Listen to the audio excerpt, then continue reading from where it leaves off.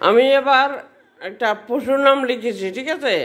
এবার তোমরা বলতে হবে যে পশুর কি নাম লিখছি, পশুর কি নাম লিখছি, ঠিক আছে? বলতে হবে। আসো। ভাত। হয় নাই। সিংহ।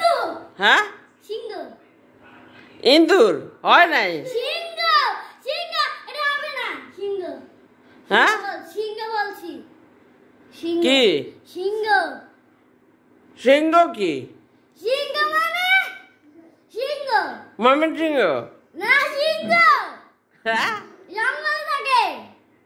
ও জঙ্গলে থাকে। হ্যাঁ, পরশুর এখানে গেলে দেখবে তুমি। চিড়িয়াখানা, চিড়িয়াখানা। সিংহ। হ্যাঁ। ইয়ে, সিংহ।